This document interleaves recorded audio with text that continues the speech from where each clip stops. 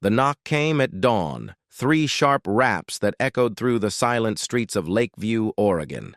Outside, a woman in a pressed linen suit stood clutching a violation notice, unaware this single piece of paper would detonate her perfectly ordered world.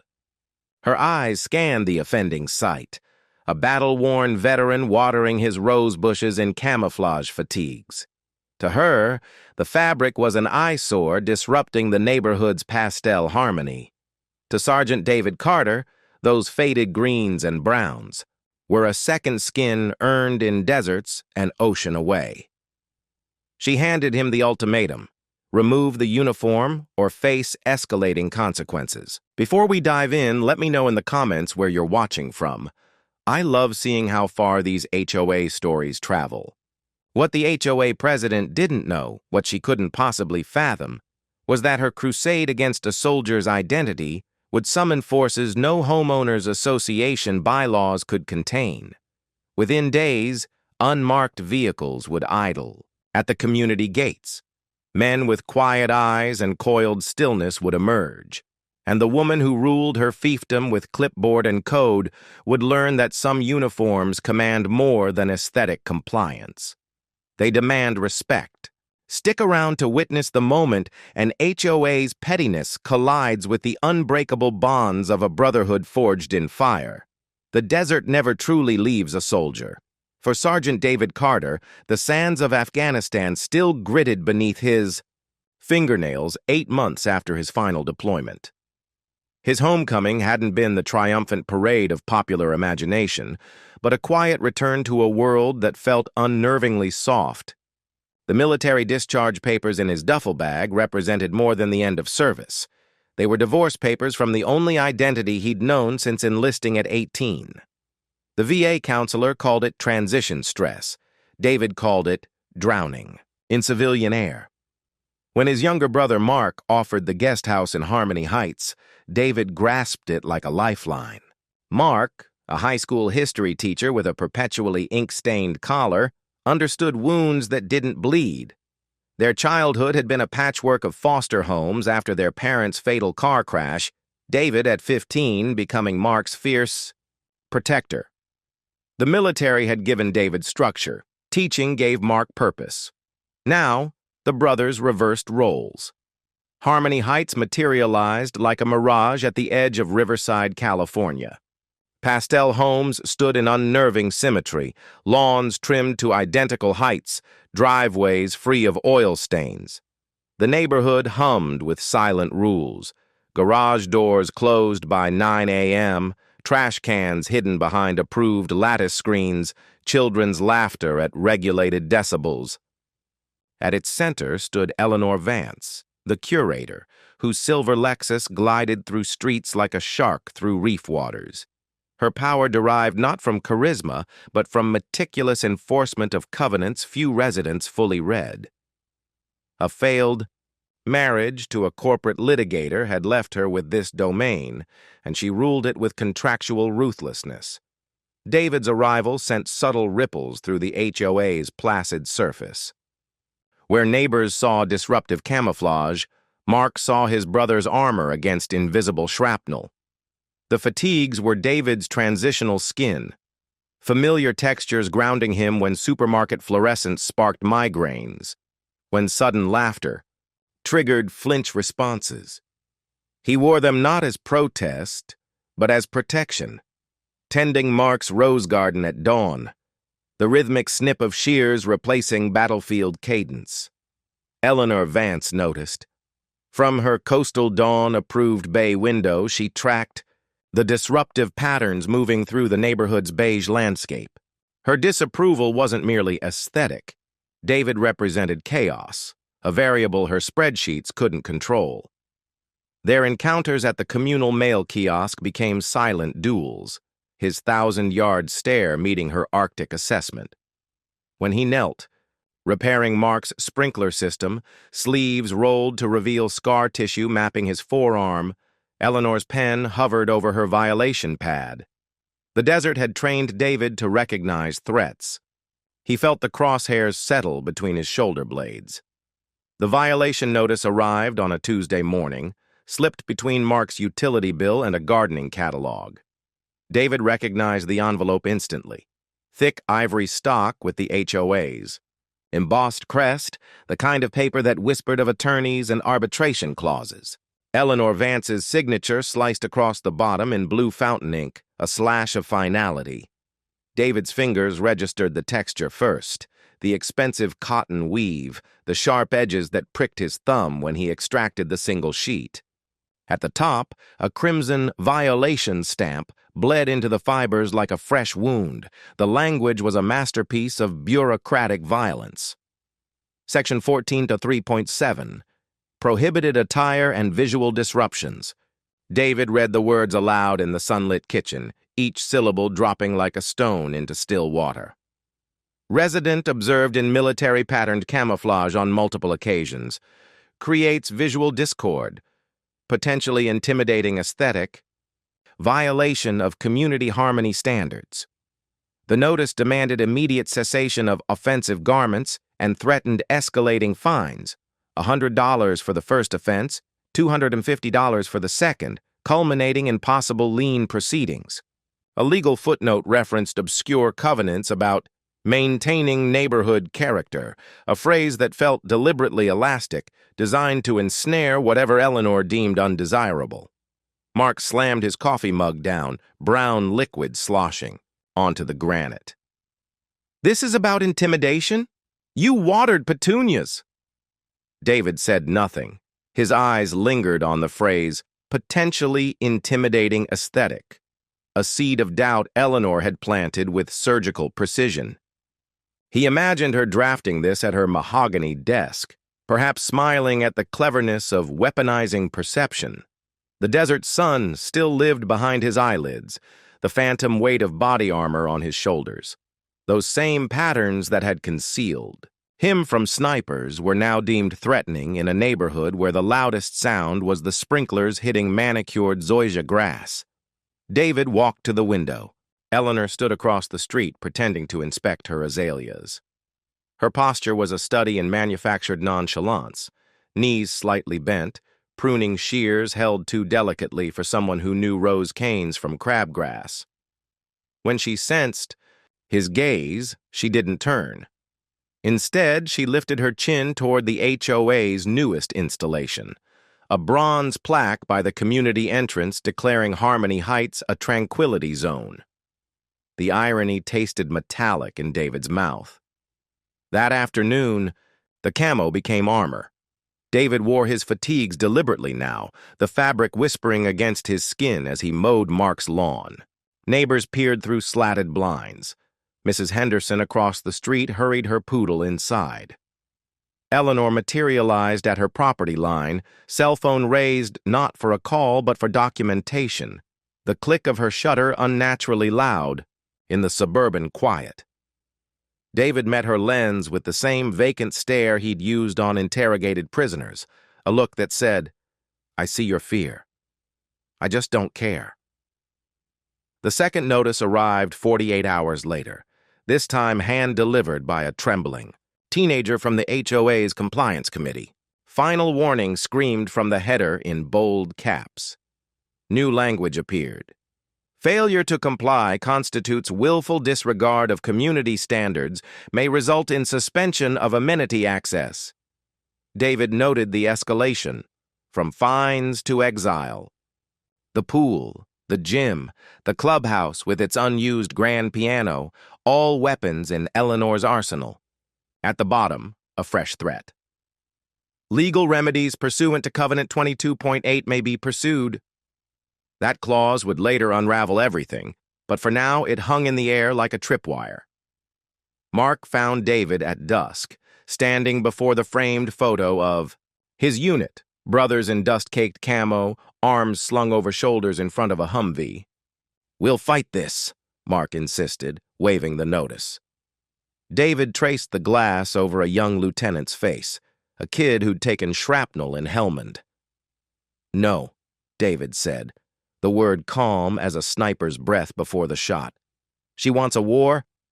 I'll show her what uniformed resolve looks like." He reached for his phone. thumb hovering over a contact saved as Cerberus Actual. The desert sand stirred in his bones. Eleanor Vance had fired the first shot. She just didn't know she'd awakened, sleeping ghosts.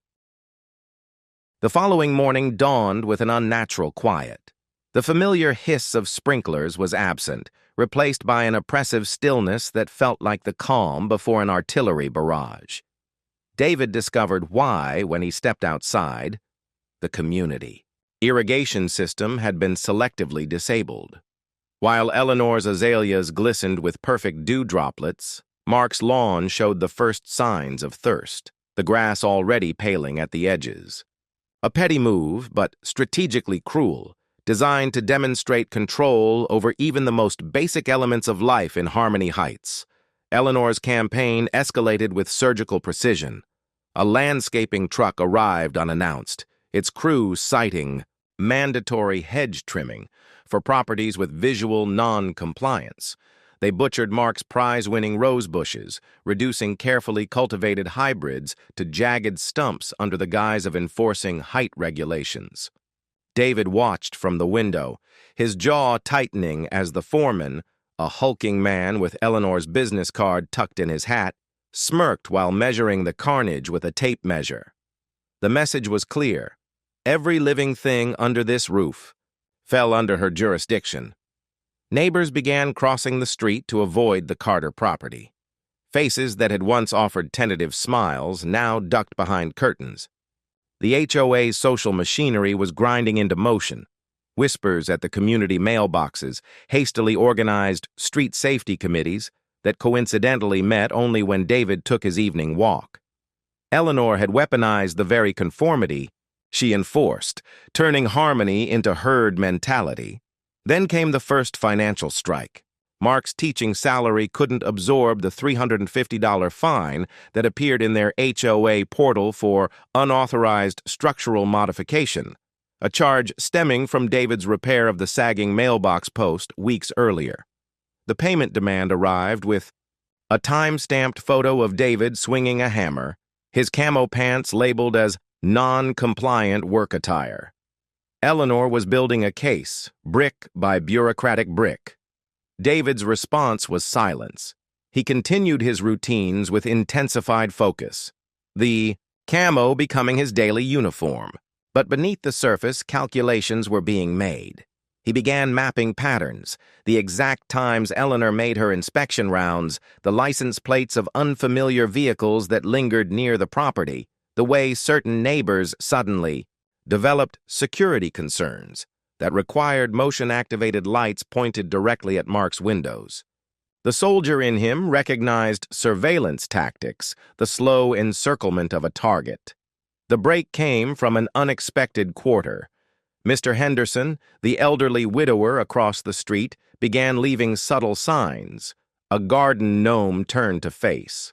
The Carter house, a particular arrangement of potted geraniums on his porch that changed daily. David, trained to read signals in hostile territory, recognized a crude but effective code. One evening, he found a vintage thermos sitting on their doorstep, filled not with coffee but with folded documents. Photocopied pages from old HOA meetings, financial summaries with suspicious discrepancies, and a handwritten note. She's done this before. Look up Covenant 22.8. That night, David sat at Mark's computer, the blue light illuminating his face as he descended into the digital labyrinth of HOA bylaws. Covenant 22.8 wasn't about attire or aesthetics. It was an obscure clause about emergency powers during perceived security threats, granting the board sweeping authority to suspend due process and levy immediate fines. Eleanor had used it twice before, once to evict a family after their teenage son flew a drone near her property, and again to install surveillance cameras along the perimeter after a suspicious loitering incident that involved a lost pizza delivery driver. As David connected the dots, headlights swept across the window. An unmarked van idled at the community gates, its driver speaking into a radio while staring directly at the house. Eleanor wasn't just preparing for a legal fight, she was mobilizing forces. David reached for his phone. The text, to Cerberus. Actual, now drafted and ready. But before he could send it, a new email alert flashed. A summons to an emergency compliance hearing scheduled for 48 hours hence. The subject line made his blood run cold. Proceedings pursuant to Covenant 22.8. Declaration of non-compliant hostile element. The battle lines were no longer implied. They were drawn in legal ink, and Eleanor Vance had just declared war on a soldier who knew how to win them. The emergency hearing notice included an attachment David almost missed, a single paragraph, buried in the bylaws that changed everything. Section 9.4.2, Military Service Accommodation Clause. It stated that any resident on active duty or within 180 days of separation could not be penalized for reasonable expression of military affiliation without written approval from base command. The clause had been added years earlier by a retired colonel who'd fought his own HOA battles, then forgotten in bureaucratic oblivion. Eleanor had either missed it or calculated nobody would find it. David's fingers trembled as he printed the document. This wasn't just a loophole, it was a shield. But the victory curdled when Mark rushed in, face pale. The HOA had frozen there. Amenity access cards, the pool, gym, even the community Wi-Fi, all severed without warning.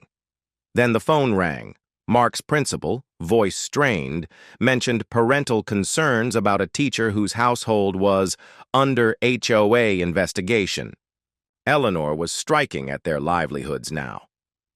David walked to his bedroom closet. Behind civilian clothes hung a garment bag he hadn't opened since discharge. The zipper rasped in the quiet room. Inside, his dress uniform waited, medals aligned, ribbons perfect, the scent of mothballs and memory. This wasn't about comfort anymore. It was about declaration. The hearing was set for the community clubhouse, a building usually reserved for bridal showers and toddler playgroups. Now it felt like a tribunal. Folding chairs faced a raised dais, where Eleanor sat flanked by her, bored. Neighbors filled the seats, some avoiding eye contact, others glaring with manufactured outrage. David entered alone, wearing jeans and a plain shirt, the uniform folded in his backpack. He'd promised Mark he wouldn't escalate. Eleanor began without preamble, reading violations in a voice that dripped with judicial theatrics.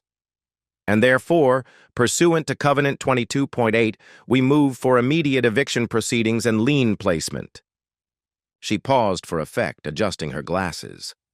Unless Mr. Carter surrenders all non-compliant attire and issues a public apology for intimidating conduct. David stood slowly. He unzipped his backpack and began dressing right there in the silent room. The shirt first, crisp and green, then the trousers with their sharp crease, the jacket with its sergeant stripes.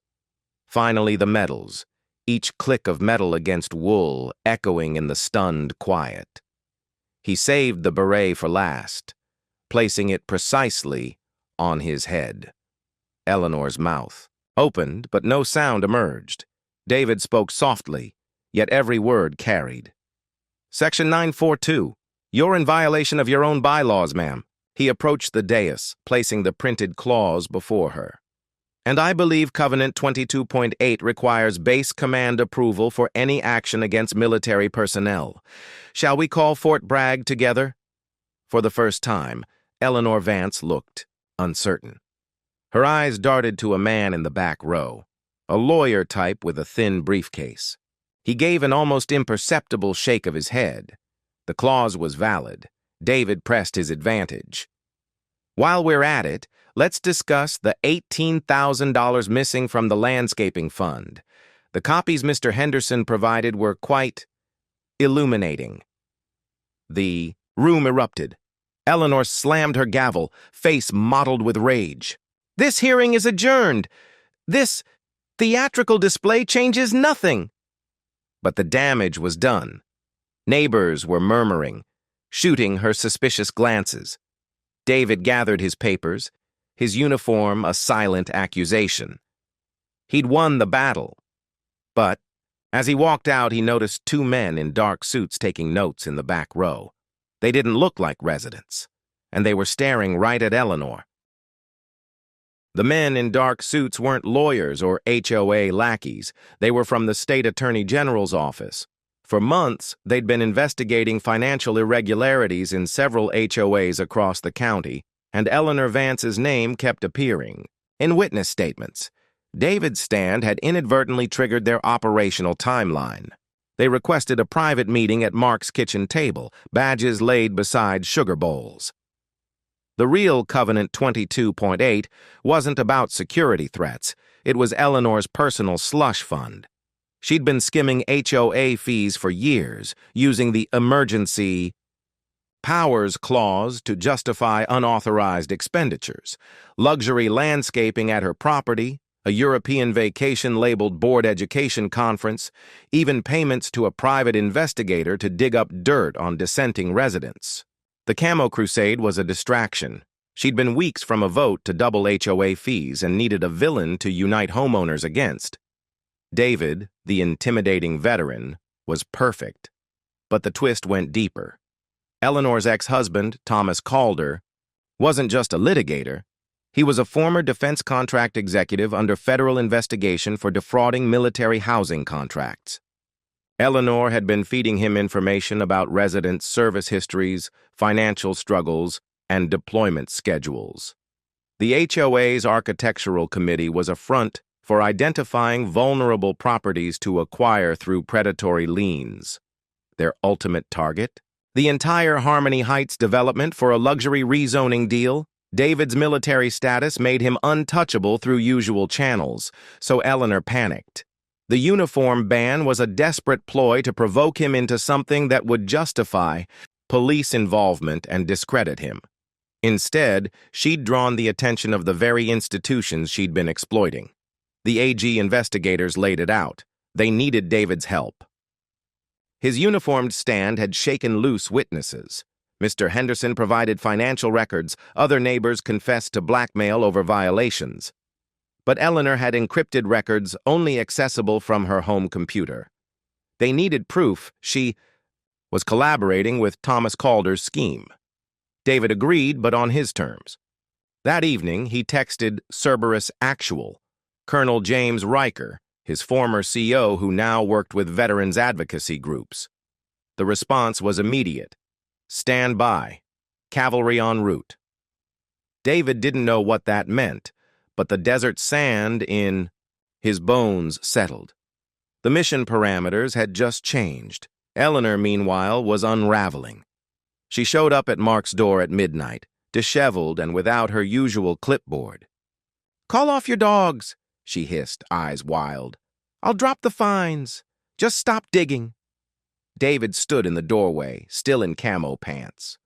"It's not about the fines anymore, ma'am. It's about the $18,000, and the Calder contract, and the emails with your ex-husband." Her face went sheet white. She backed away, tripping over a perfectly regulated sprinkler head. The next morning, 3 things happened simultaneously. The AG's office secured a warrant for Eleanor's financials. Colonel Riker's cavalry, a legal team from the Veterans Affairs Advocacy Division, filed a formal complaint with the State Housing Authority, and every homeowner in Harmony Heights received an anonymous email with attached documents showing exactly where their HOA fees had really been going. The stage was set for collapse, but Eleanor had one card left to play, a dangerous one. She invoked a forgotten bylaw allowing emergency seizure of property for imminent threat to community welfare. She was coming for David's home, using the very authority he'd just exposed as corrupt. The battle was no longer about camouflage. It was about survival. The notice of seizure arrived with a county sheriff's deputy, a grim-faced man who looked uncomfortable serving papers to a man in dress uniform. Eleanor had escalated beyond HOA authority, invoking obscure property laws that required law enforcement involvement. The document gave David 72 hours to vacate, citing ongoing behavioral threats and non-compliance with lawful orders. The deputy mumbled an apology, avoiding David's eyes. Eleanor stood on her porch, arms crossed, a victor's smirk on her face. Mark panicked. "We have to lawyer up. They can't do this." But David was already moving. He called Colonel Riker, who connected him with a JAG attorney specializing in military housing rights. The lawyer's assessment was grim. Eleanor's move was technically legal under state property laws, and fighting it would take months they didn't have. The system, for all, its checks was slow, and Eleanor knew it. Then the harassment intensified. Rocks thrown through windows in the dead of night. "Go home, soldier," spray-painted on the garage. Social media posts from fake accounts accusing David of PTSD-fueled rages. Eleanor was orchestrating a campaign to make the seizure seem justified, painting David as the monster she'd always claimed he was. David's response was methodical. He set up security cameras, documented everything, and continued wearing his camo, now as a deliberate act of defiance. Neighbors began leaving supportive notes in the mailbox, but fear kept them silent in public. The community was fracturing, choosing sides in whispers. The break came when a teenage boy, the same one who'd delivered the first violation, showed up trembling at their door. He handed David a USB drive. "She made me do the social media stuff," he whispered. "There's more on there. She's planning something big for tomorrow." Then he fled. The drive contained emails between Eleanor and Thomas Calder.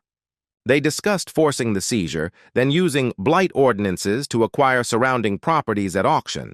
Their endgame? A partnership with a developer to convert Harmony Heights into gated luxury condos.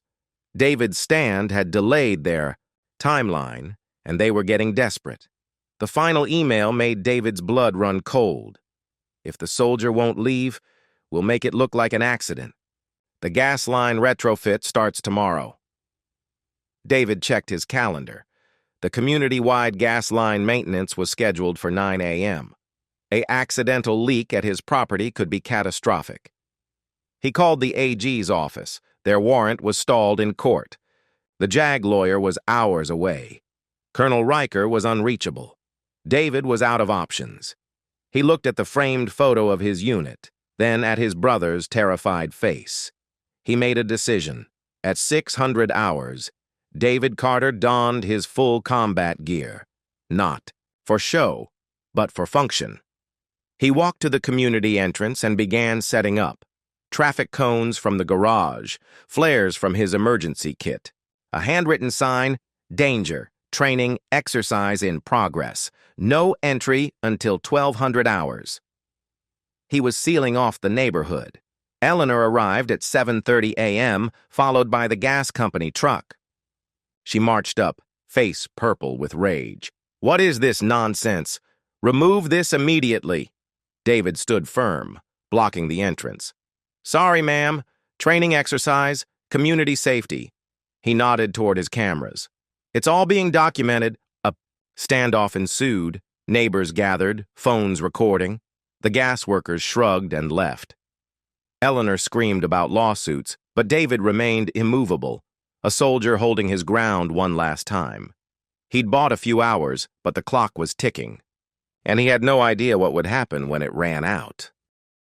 The reveal came from an unexpected ally, Susan, Eleanor's best friend and HOA secretary. She approached David during the standoff, her hands shaking as she handed him a key. "Her safe. Behind the wedding photo. There's a ledger." Susan's conscience had finally overruled years of blind loyalty. "I didn't know about the gas thing. That's murder."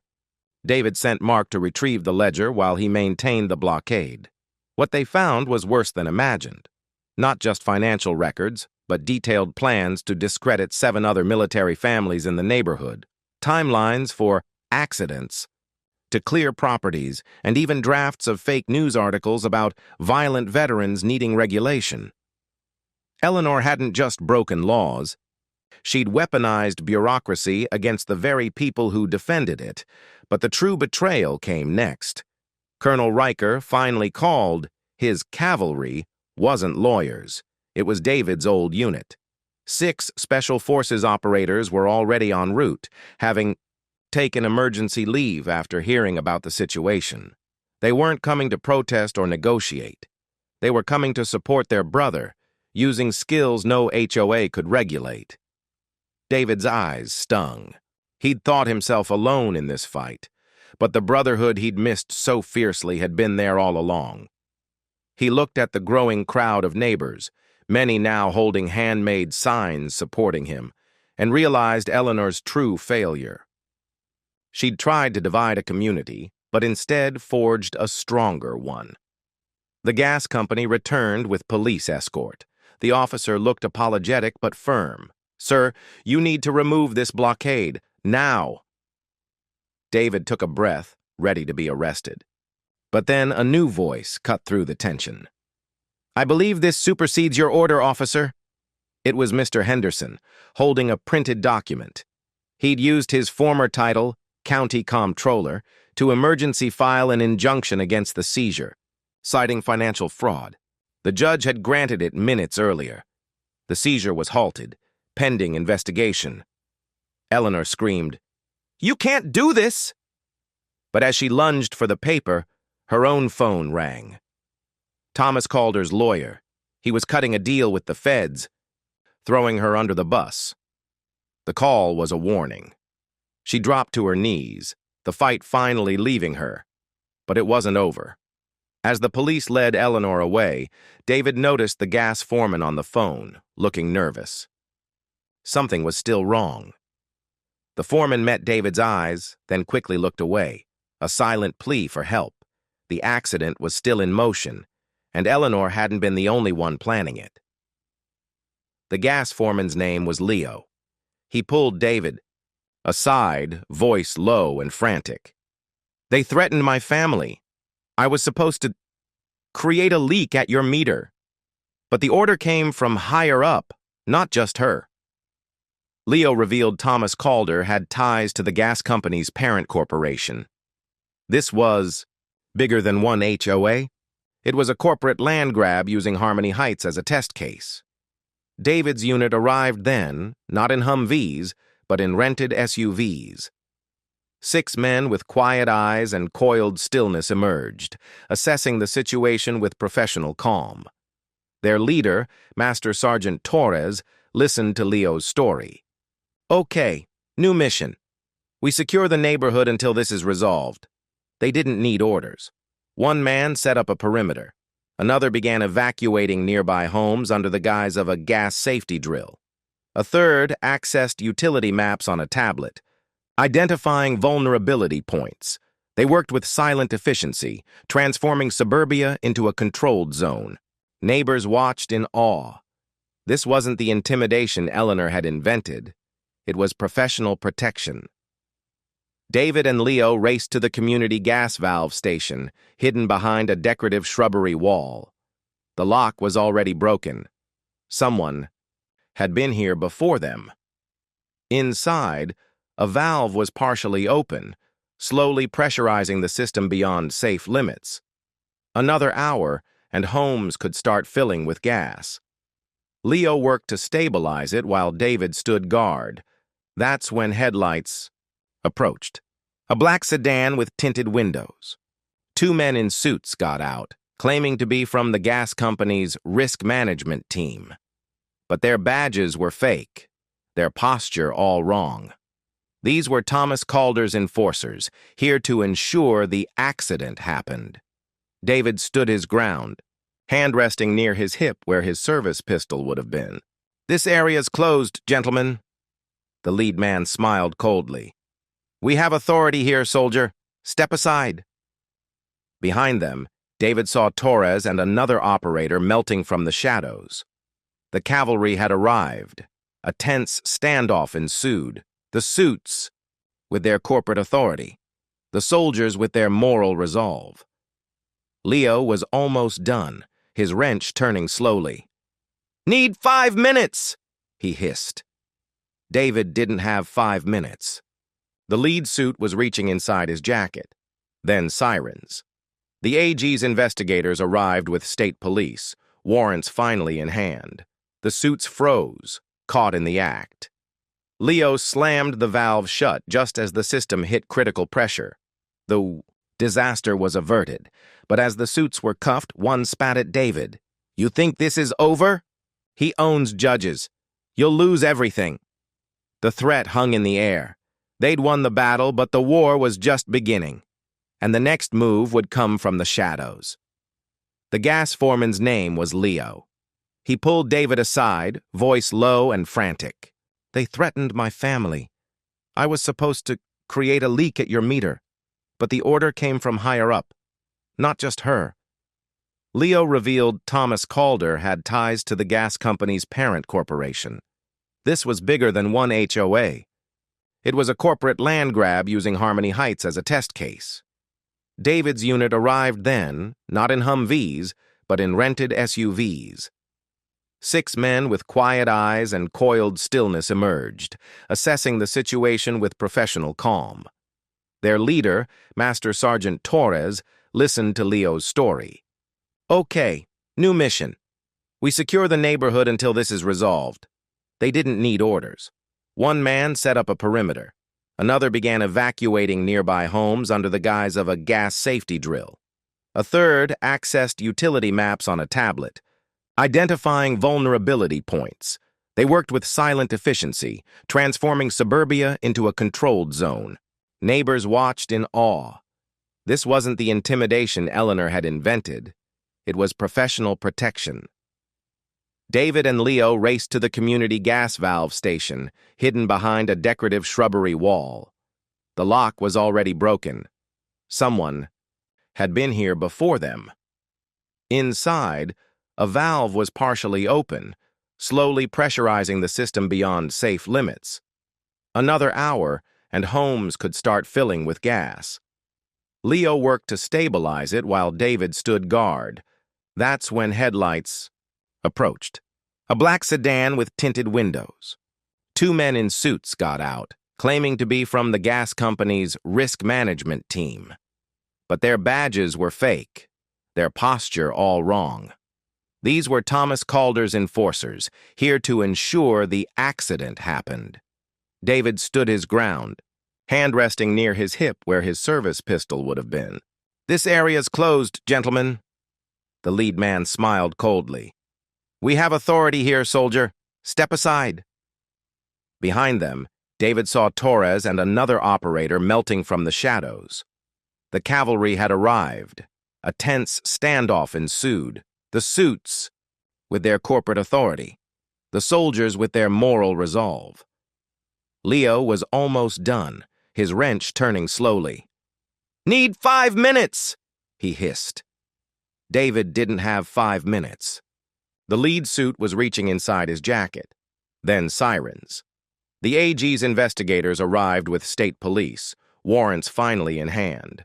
The suits froze, caught in the act. Leo slammed the valve shut just as the system hit critical pressure. The disaster was averted, but as the suits were cuffed, one spat at David. "You think this is over? He owns judges.